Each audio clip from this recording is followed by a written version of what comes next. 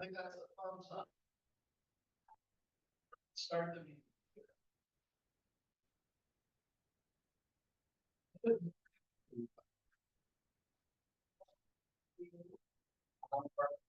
Regularly scheduled Wednesday meeting of the Rotary Club of Hudson. Today is April 9th, 2025. And I am Tom Tobin. I'm your Sergeant at Arms. Happy to be here. Happy to see all our Rotarians, bright and cheerful faces, including Ed Sophie back from Florida.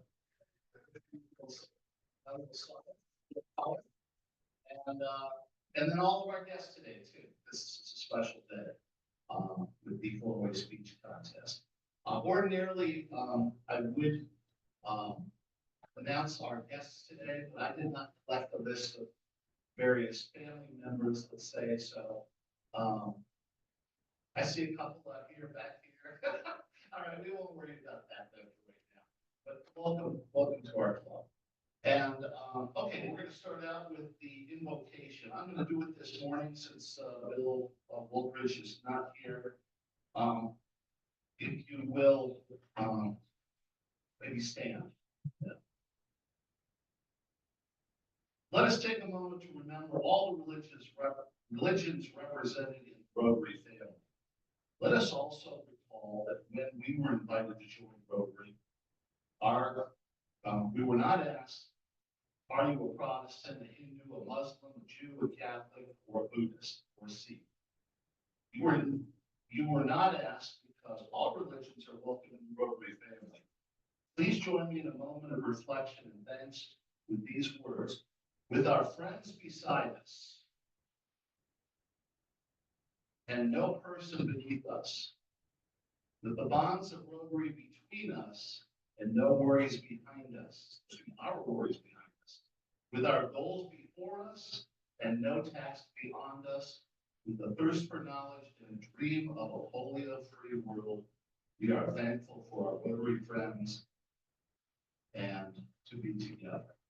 Thank you, shalom, amen. That's it. All right, and now we bring to the Pledge of Allegiance. You'll join me in this. I pledge allegiance to the flag of the United States of America and to the republic for which it stands, one nation, under God, indivisible, with liberty, justice for all. And the four-way test of things think, say, and do. First, is it the truth? Second, is it fair to all concerned? Third, will it build goodwill and better friendships? And fourth, will it be beneficial for all concerned? Okay, and then we'll ask President Kelly Brennan, come on up. Thanks, Tom. We're going to hear a lot about the four-way test here today, huh? So there's a lot going on, but I think I will save announcements for the end. We can get on with the show, so to speak. So with that said, if Jim, you want to come up and get us started?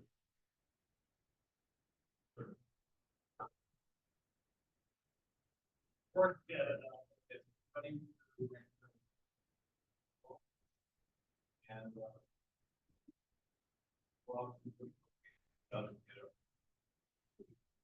sorry. Sit down, mother. Okay, welcome. Contestants, family, and faculty. I would like to have a special recognition, introduce Sharif Mansour. Have a stand up, we can see it. And Donnelly Long.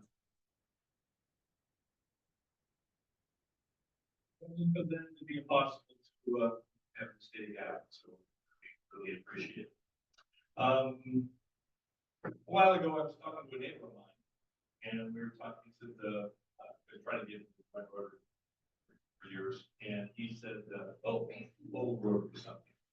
I was 16 on a speech contest, and it had a significant effect on my life. I said, "How much money did you do?" I'm getting old. He said, but I didn't care. It was great. It was a great experience. But that means, because I know how old he is, the four-way test speech contest is at least 60 years old. And it's actually kind of cool because it had its beginnings in 1936 or 32 with Herbert Taylor, who was not yet a Rotary, he became one. He's the one that gave us a four-way test.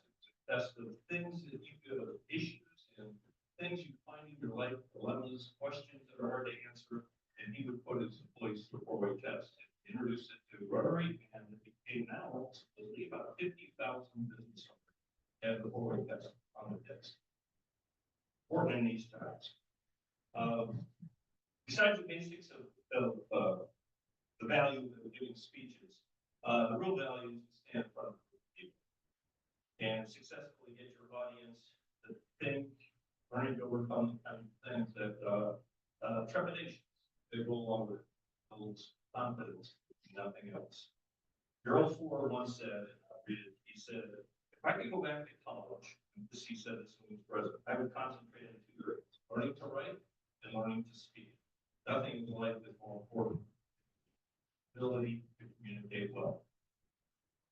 Our four finalists on the top two from each of their schools. There was a total of 18 competitors this year, so we get the best of the best here. The process is going to be very simple. The speakers have already drawn the order in which they will be speaking. They'll come up here on stage, start, and then after they're done, introduce themselves, share a little bit about that. When all four are done, they're going to be excused. I think that'll be turn over the meeting to Maryland, maybe at that point, and then we will be back to announce the winners. Okay, ready to go. Number one can come on.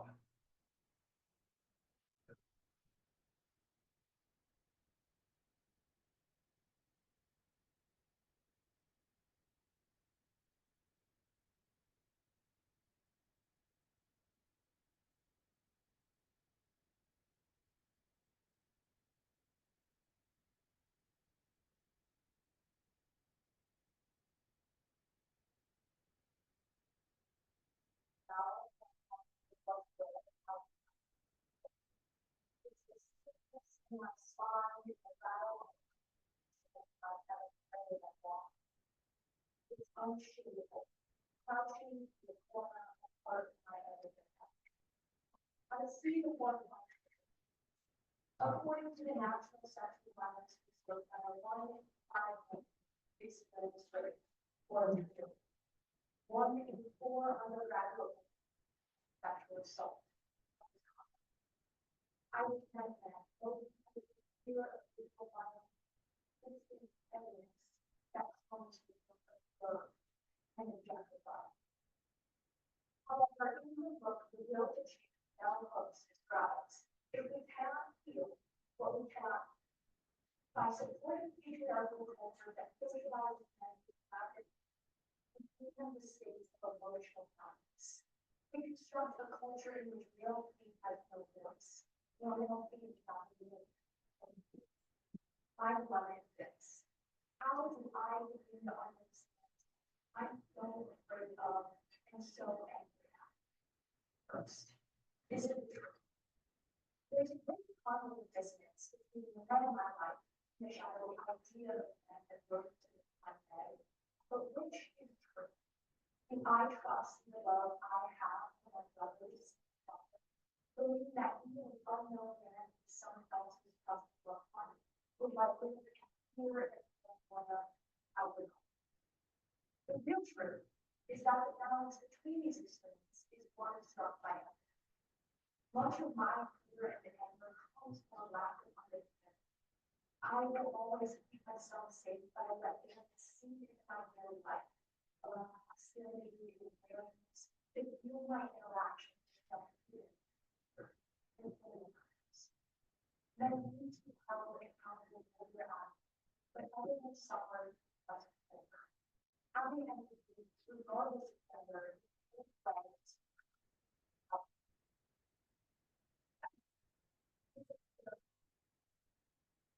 In my practice, looks like this. My uncle telling me I'm full of woman now after I worked in up. A teacher telling me I was emotional after I asked a question about a woman's. And sitting intensely in class, listening,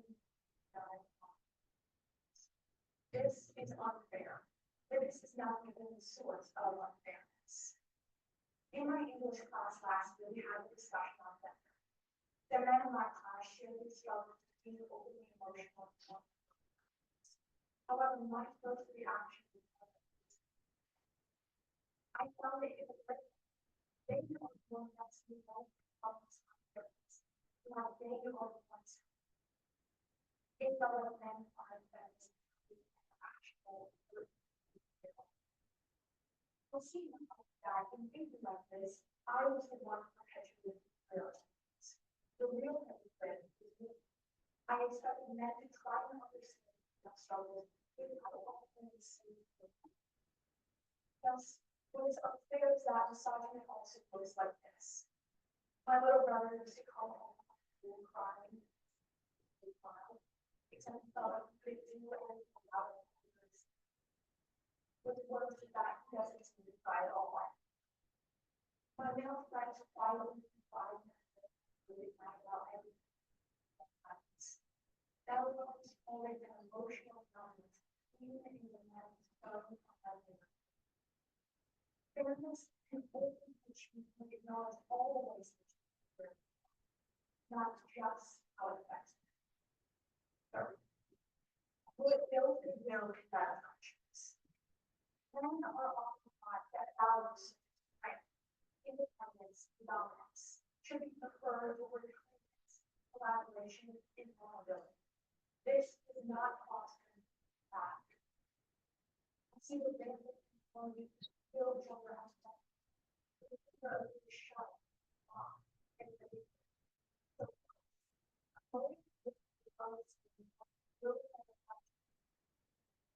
my friends and I laugh, cry, get together. Yes, we can be passive aggressive, but we're not afraid about how we find others, knowing that sometimes all aspects of the knowing they don't have this outcome to express themselves. Patriarchal values foster toxic, forcing them to isolate any part of themselves or into group, breaking down themselves. Completion by being done is both of its positive feeling, but it is absolutely love and being love in return, and the bitterness and resentment that comes will be much. The fourth and finally, is it beneficial to all of us? In order for conversation to allow everything, there are no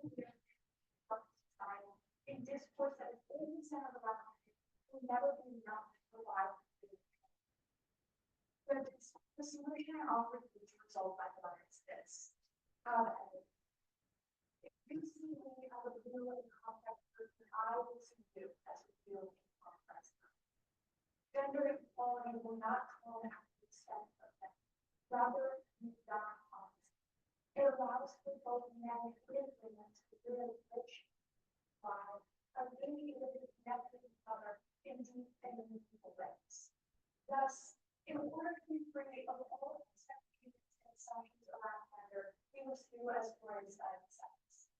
The first problem for all of us is not to learn, but to operate.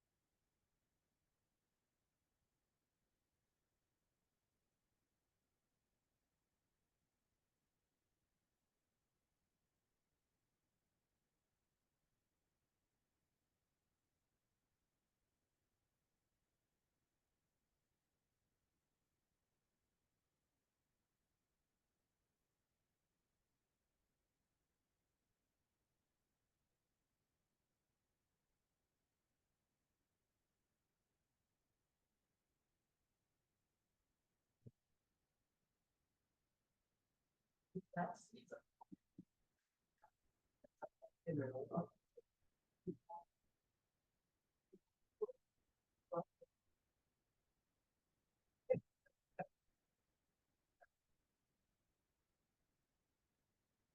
Yeah.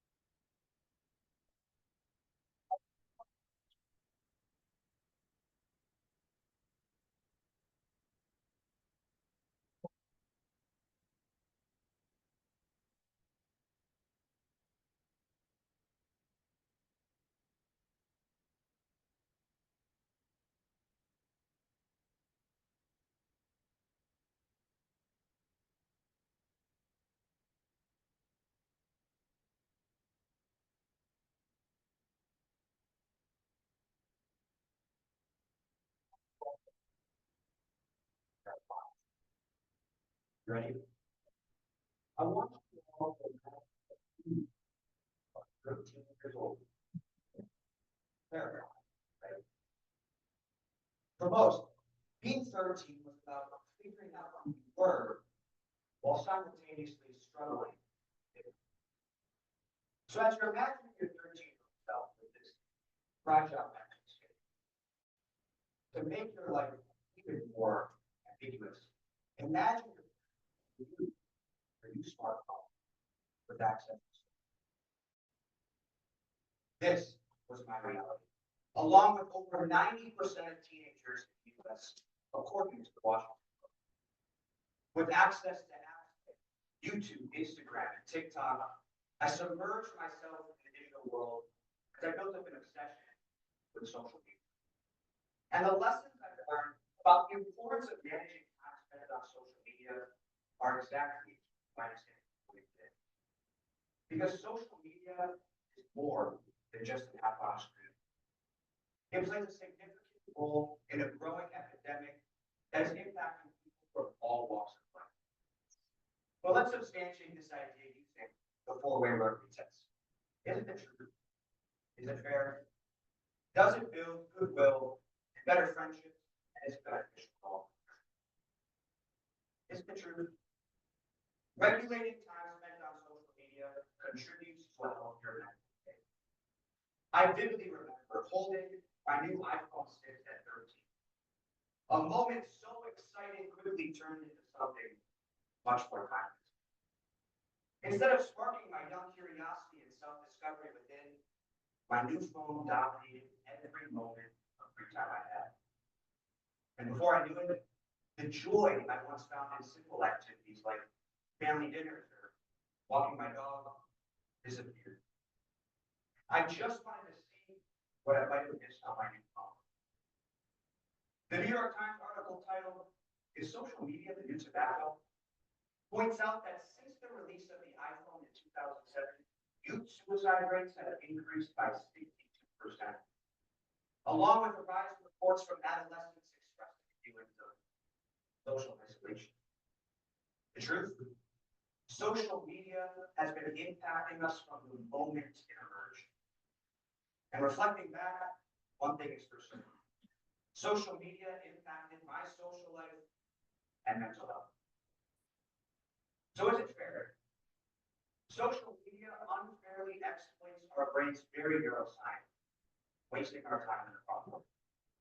To demonstrate this, two psychologists at McGill University ran an experiment where they placed rats in cages and connected electrodes to their brains so that every time the rats pressed a lever, they experienced a burst of dopamine, pleasure hormone. What the psychologists found was nothing short of shocking. These rats would press this lever up to 7,000 times an hour, excluding all other activities. It was an endless self-damaging cycle mirroring The very addicted may go to social media. You see, just like that lever in the rat cage, social media gives us the illusion of choice. The idea that we are free to scroll is a facade to a deeper algorithm that is exploiting our attention to the point of polarization. What's clear? Social media unfairly exploits our brain's reward system. And we must be aware of this in order to be fine. On social media build goodwill and better friendships. To everyone here today, what was the last TikTok you watched? The last Facebook post? Like? We are spending all this time on social media and can't even remember the last thing we did. But the real connection, you stay with us.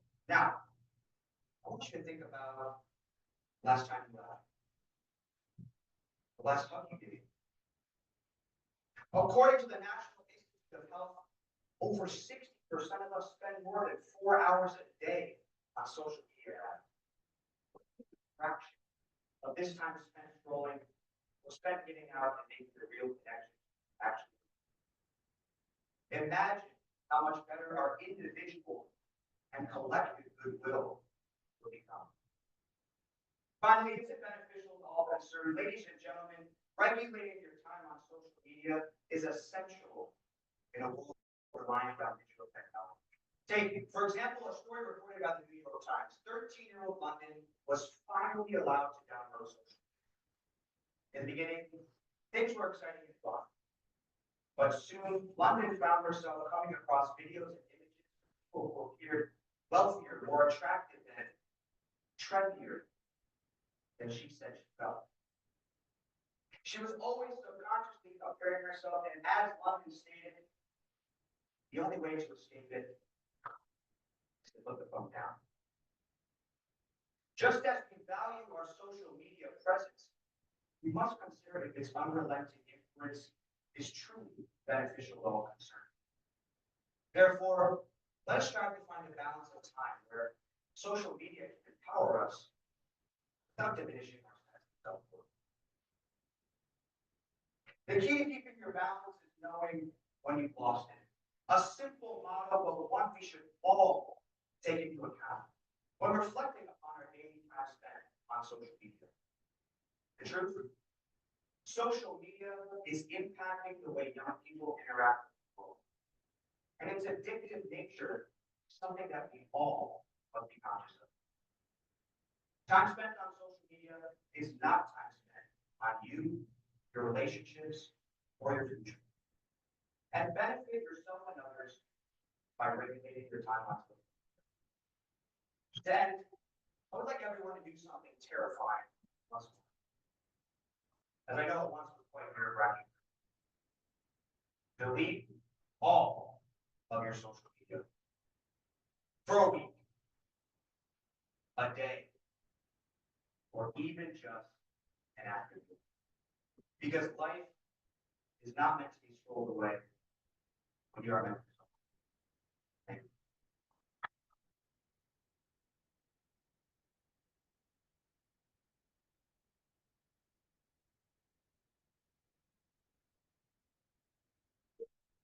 I've lived in Hudson for 3 years. I came from Chicago. I'm an avid soccer player. I play soccer year-round on the reserve team. I'm in junior leadership Hudson, so I have a feeling that we're going to have a good connection. I'm going to be having lunch with the Rotary Club sometime, which I'm excited for. So it's nice to meet you here. Thank you.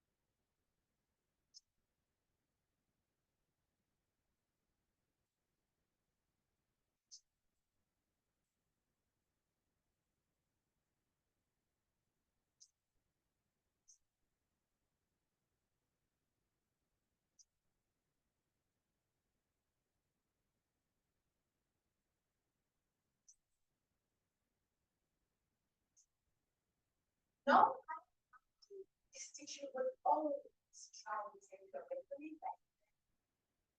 And then, I was I started questioning my looks, my mental abilities, my personality. Something in me shifted that I started to try myself. For example, the other was comparison. And after I felt it on my own skin, that was the truth. And today, I'm going to take this idea and pass it to you.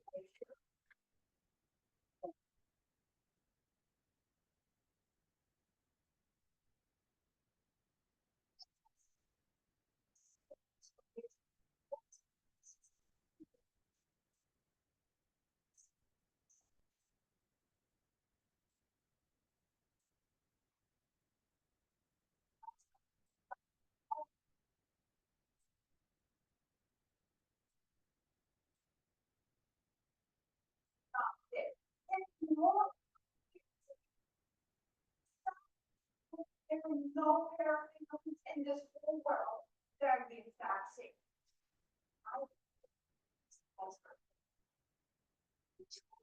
Something specific and unique about ourselves that makes us different.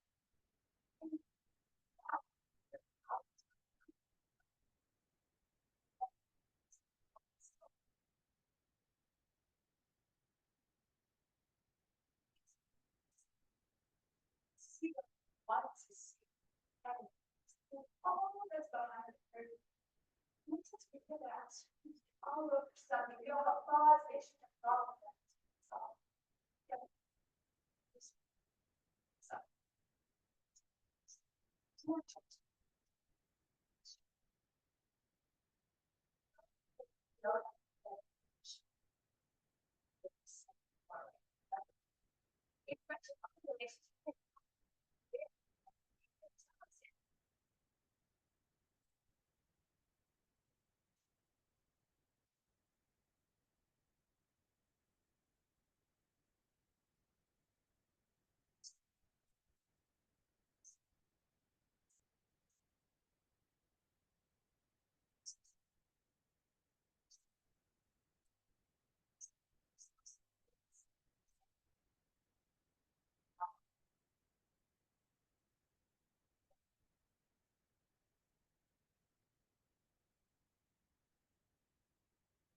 It's just us. It was an unhealthy competition.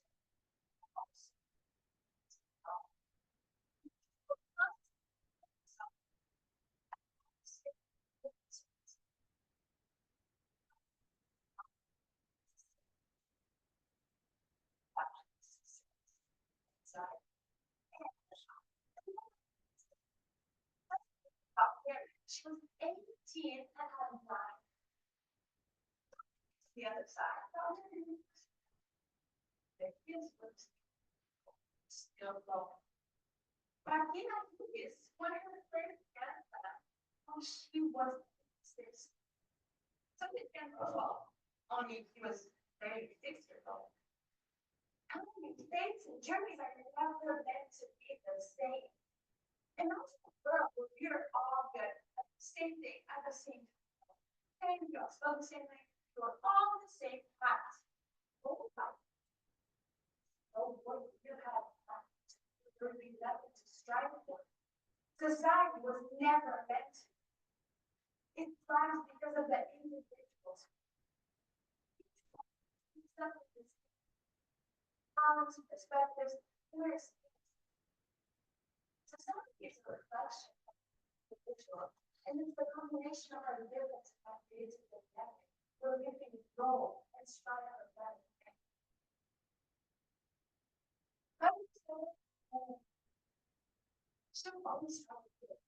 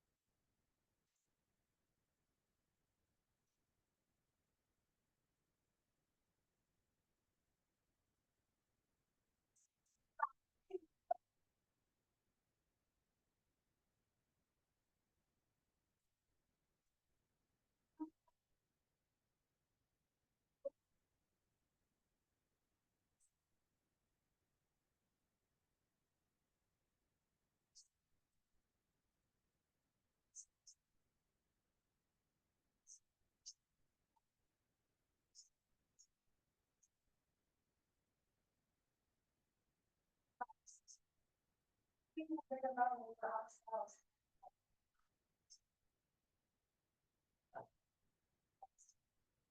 Not ever. Focus on your own journey. It is so much within it. And it's beautiful. And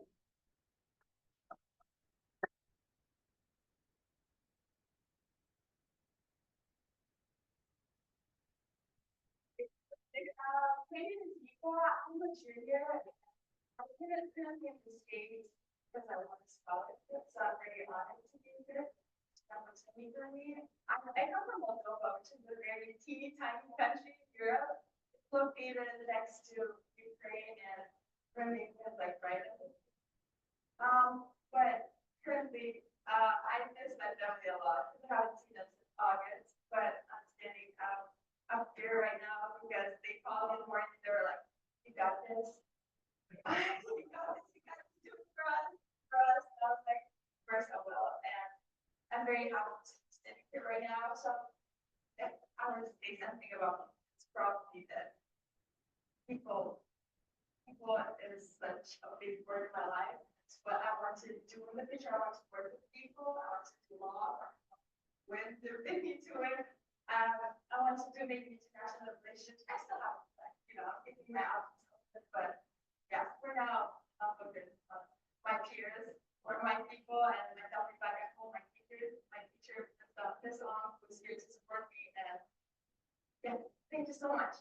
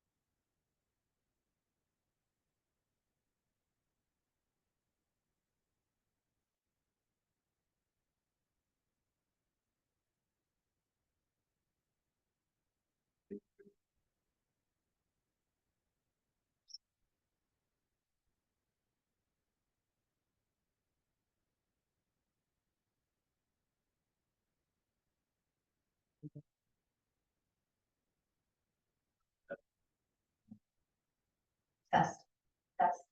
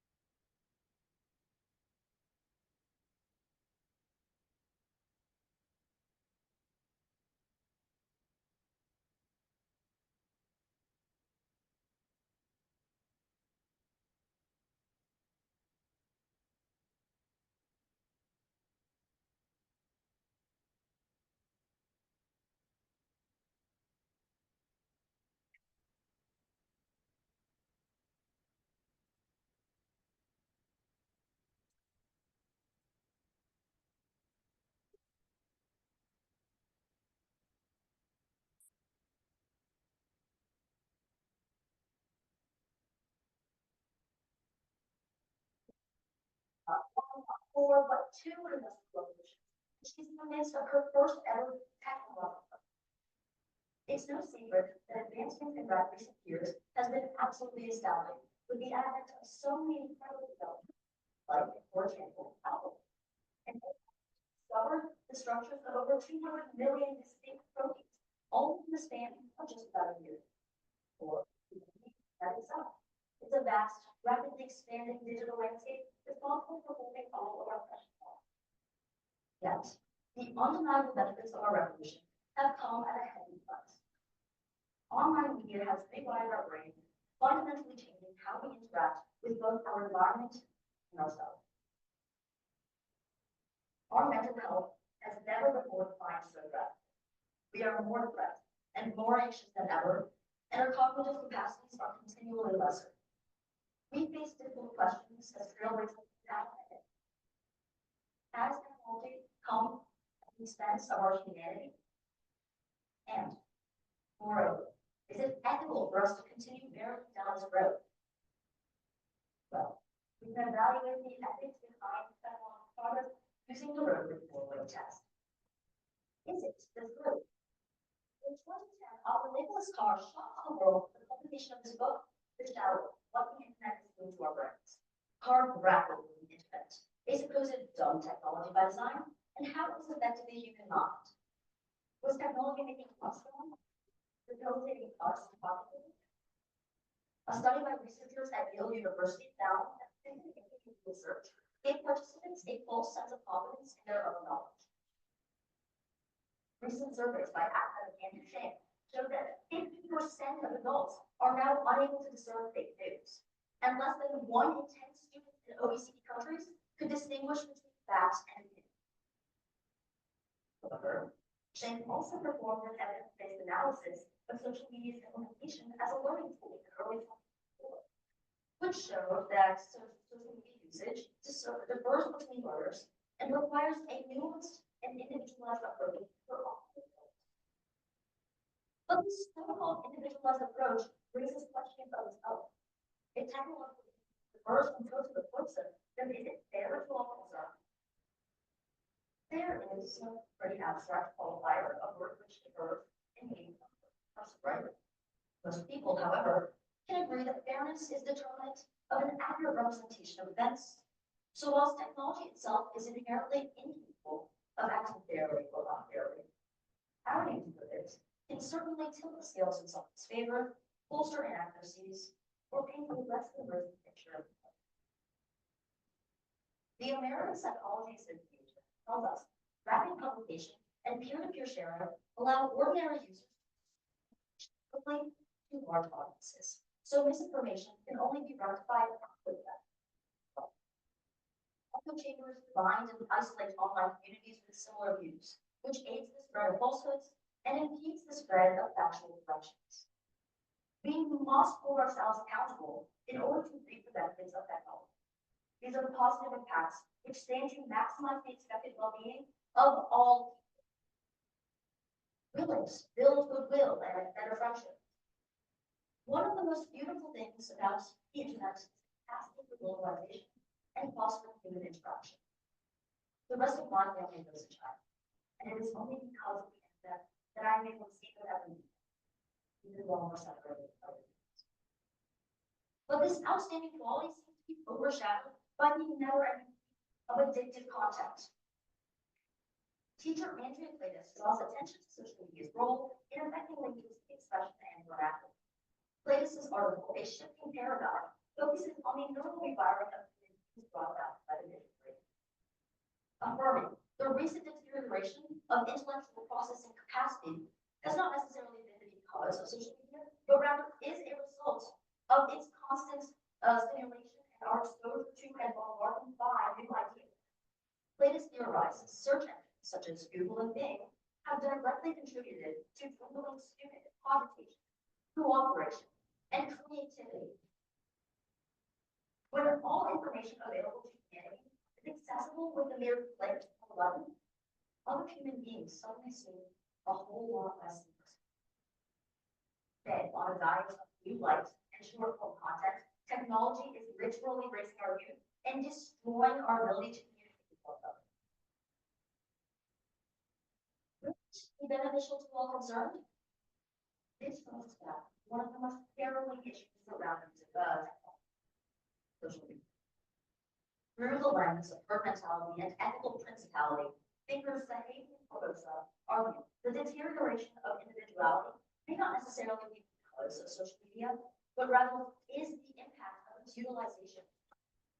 In social media and its negative impact on autonomy, they argue oppressive socialization and interpersonal relationships undermine the development, the cultivation, the maintenance, and the expression of autonomic development.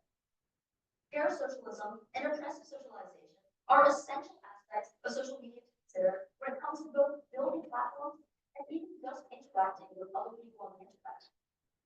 The like, follow, and share buttons all influence us to care about what others think. Our culture, now increasingly based upon external validation, is killing our innate security within ourselves. Now, any kind of advancement in any society always stands to create harm. In a time during which technological progress is occurring at a rate never seen before, it is necessary and absolutely imperative for us to take the necessary precautions to ensure our progress is met. So, let us be skeptical of the vast array of information at hand, preserving our innate value. Let us be kind to one another and employ technology empathetically. Let us build better relationships, utilize technology for human-to-human interaction, and spread positivity. And finally, let us be intentional with our speech online so that we may be valuable. How we choose to lead our lives, especially at such a critical period of history, will affect the future of humanity. To ensure our progress is ethical, we must use technology for what it is, a tool, not something dominant faster than our lives.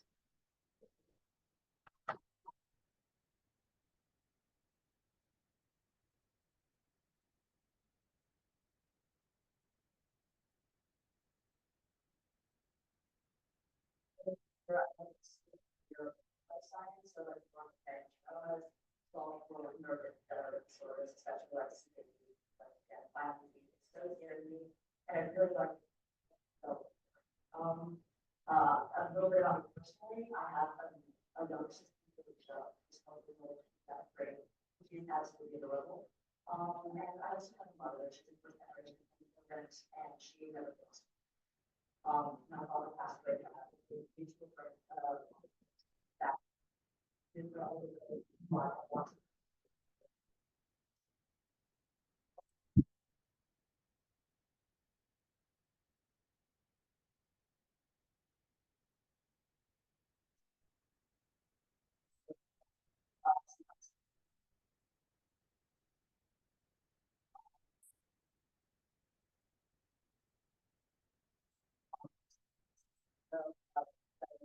I went to carry the time.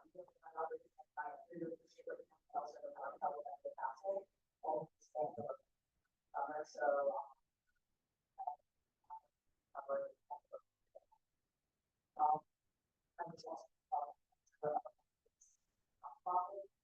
and I'm just really glad we're pretty good at past to this talk.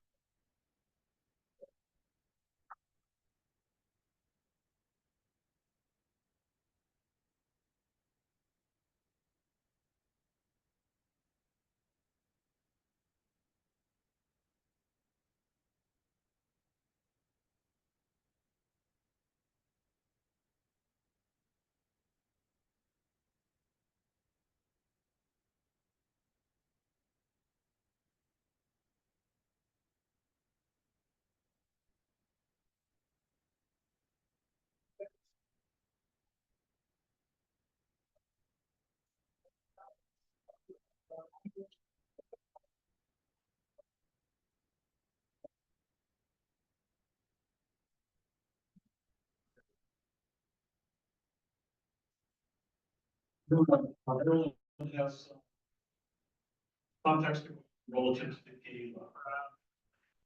It's time for a gala gal. A gala gal. Our gala is coming up in about 5 weeks, believe it or not. It's May 16th.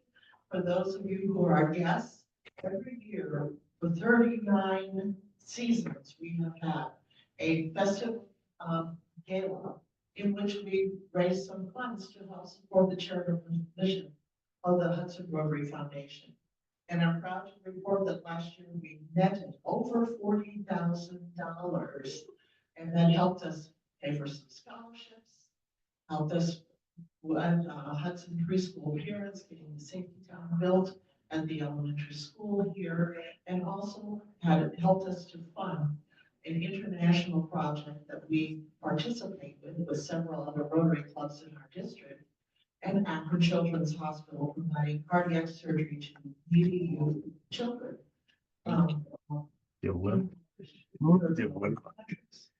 So we're back in, and this year we're going to change it up just a little bit. We're using a new software platform, and so you'll notice that things are a little different in your invitations this year.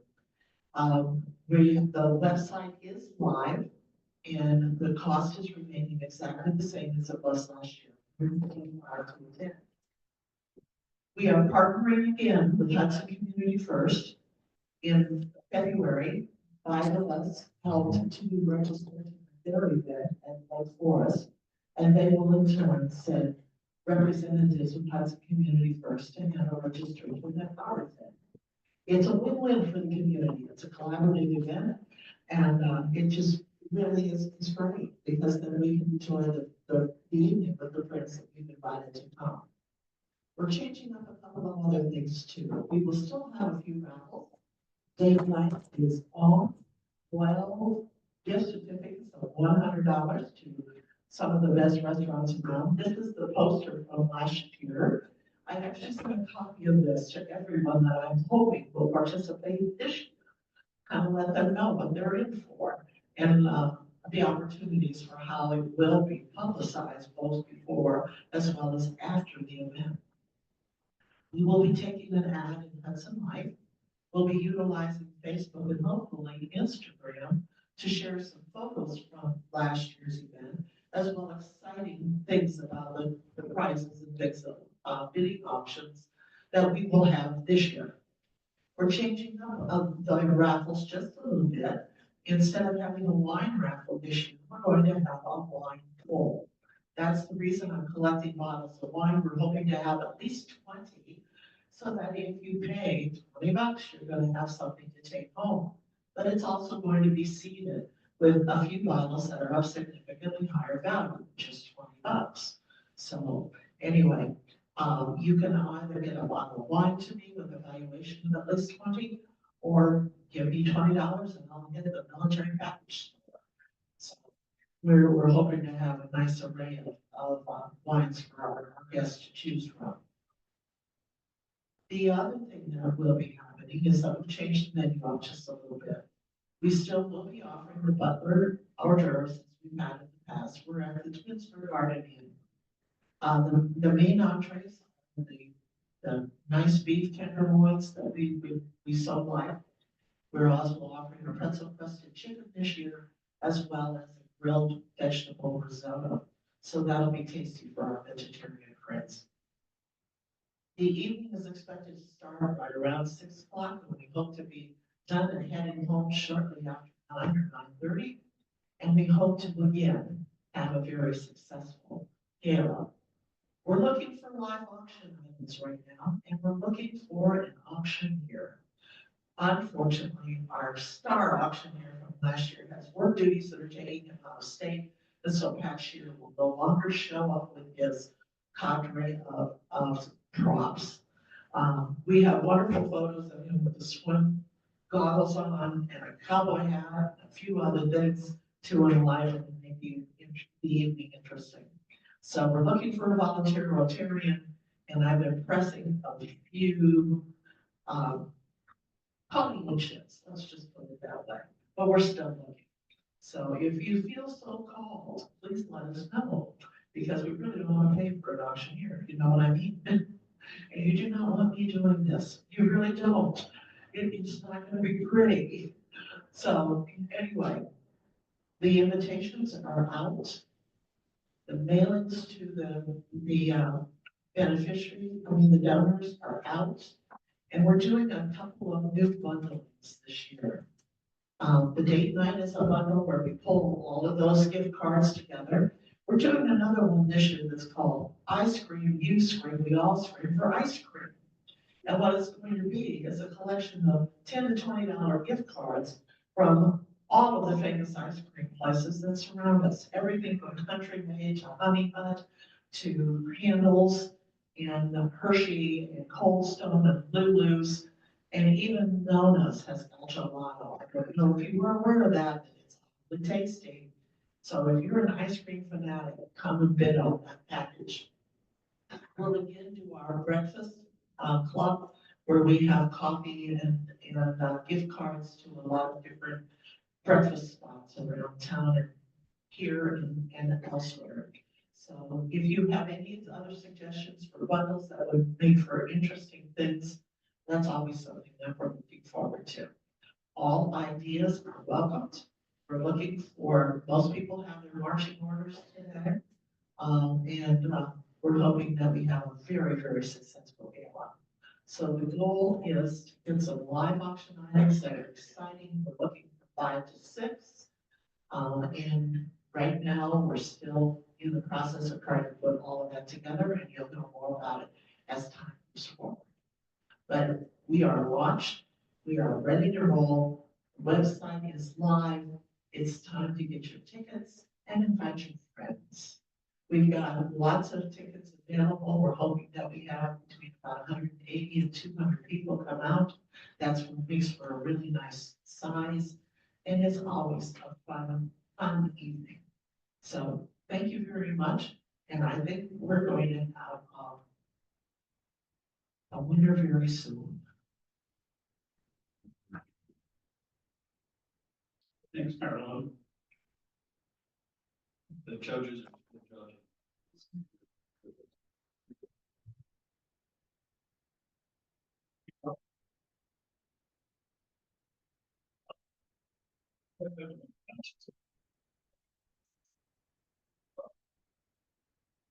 First, close.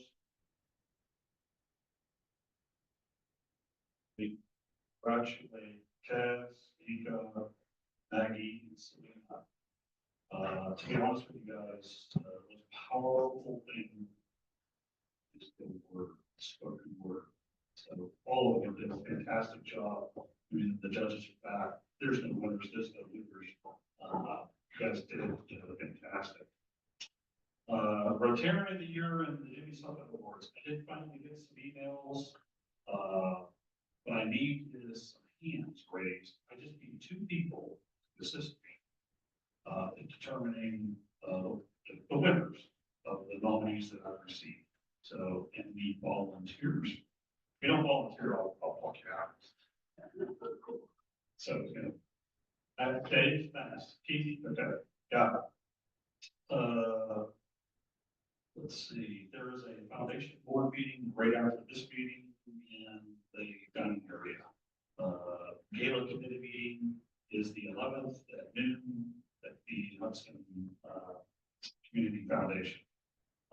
Again, every member bring a bottle of wine worth a value of greater than $20, and the gala is May 16th, so rapidly approaching. Wine day is April 16th, $100. Sure, we'll have to spend it here.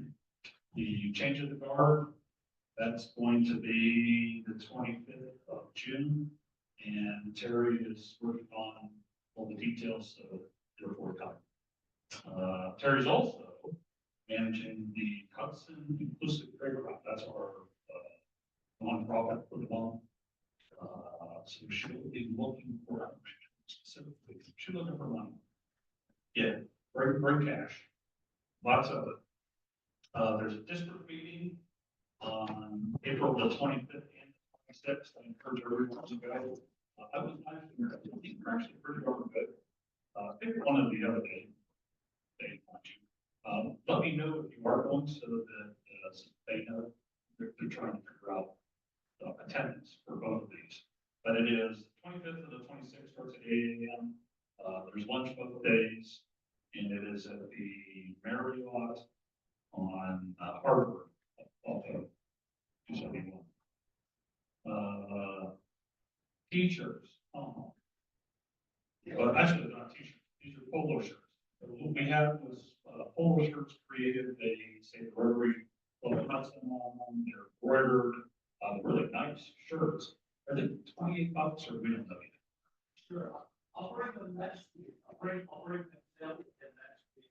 Sign up sheet. Okay, so next week, sign up sheet, samples, those that want to order them, we will elect you to wear them when we do the events like beer garden and things of that nature, so that people recognize, who we represent. Fully voluntary, but, these are really, really nice shirts. And, branding was the key behind this. We need to make sure that we are cognizant of branding, and based on as an additional commentary. I mean, I think we all know, like, we wear our pin around town. People seem to notice it, and they comment on it, they ask about Rotary, what it is, things like that, because it's a mystery to a lot of people. But I think these shirts will even pop a little bit, will prompt those conversations, which in turn will prompt invitations to our meetings, so that people can try it on, and I think we'll get new members as a result, certainly more member prospects. Would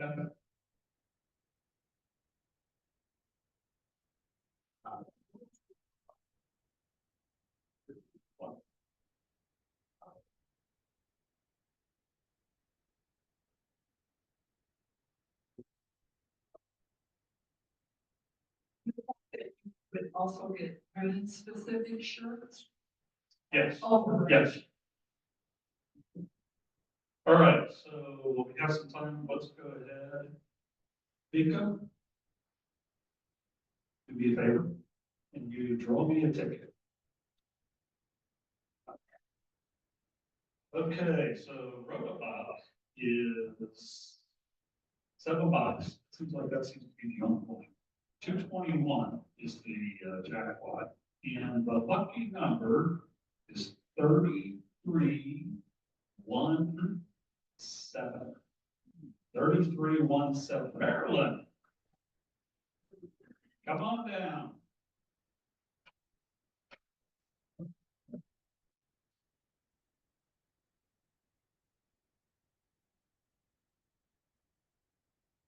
A black marble in there. So next week, the pot keeps getting bigger.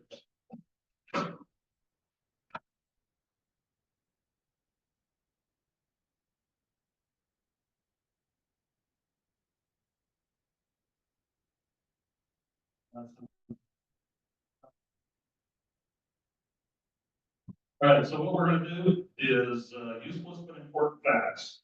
Get it off the table, get going. In fact, I heard, is it guys? Who was from Chicago? You should know this, so you don't have to keep your hand out, because you may know the answer to this already. The Windy City, the nickname has nothing to do with Chicago's winds. Whoa. If you live in Chicago, you might already know this, but we're betting most people don't know this. Chicago's nickname was coined in a 19th century journalist, or by 19th century, referring to the fact that it's wind bad and full fire. Okay, no disrespect whatsoever. I don't think you fall into either one of those two categories. All right. Anybody else have anything that they wanted to share while we're waiting on our illustrious judges? Must be a tough decision for these guys. Anything else for the good order or the order?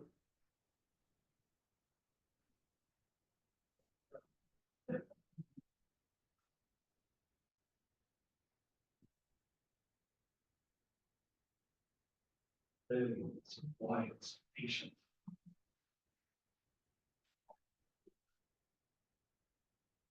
Yeah.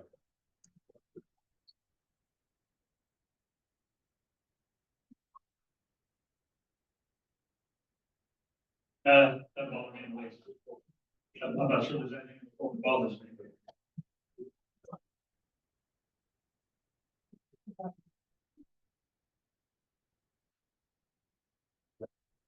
All right, here they come.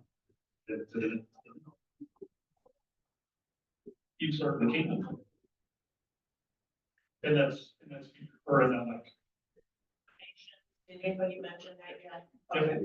Bring you cash, correct? Yep.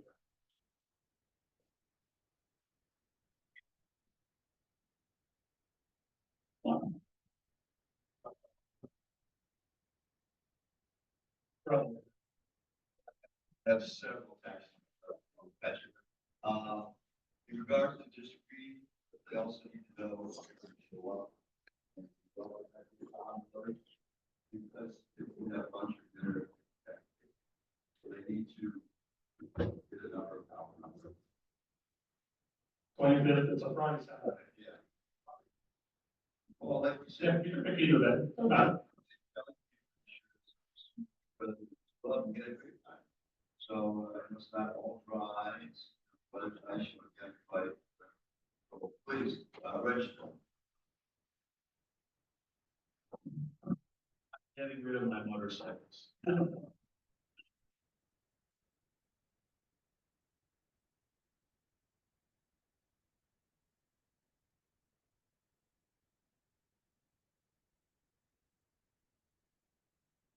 See, the judges have a lot of times. They're coming in, so contestants are waiting to pay your out. So then Saturday, the 26th, will be the four-ways contest. Oh, that's right. Want to go to the district competition, want to talk about competition, we want the district competition, be able to see all of those. That worth the launch itself. Without a doubt. Ready, Jim? All righty.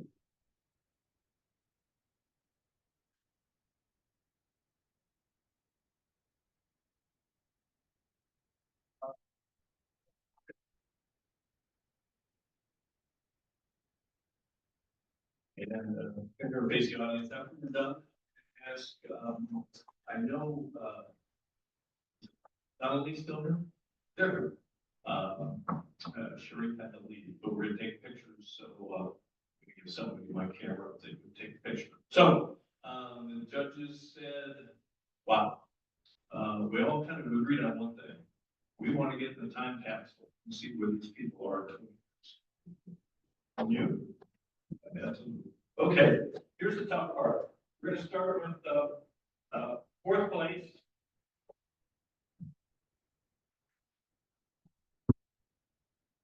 Third runner. Selena.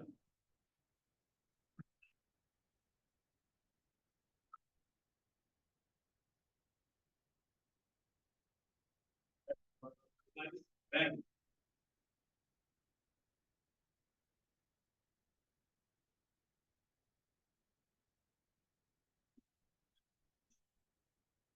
Stop. So second place, oh, it's really close. That's us. I'm sorry.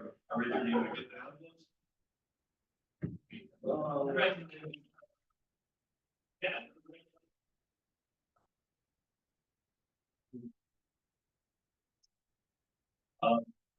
Cass will be representing us Saturday. This Saturday. I hope you're going to be available. No. This is this Saturday. This Saturday. So I'll give you all information. But if you guys can get close, and Donnelly, if you can come up, and Terry, come on up. You're part of this as well in terms of organizing.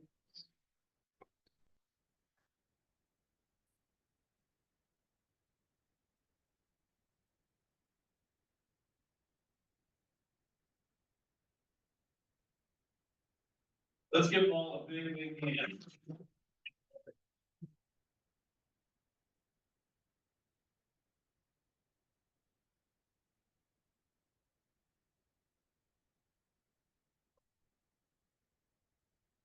No winners, there are no losers. With that, Meeting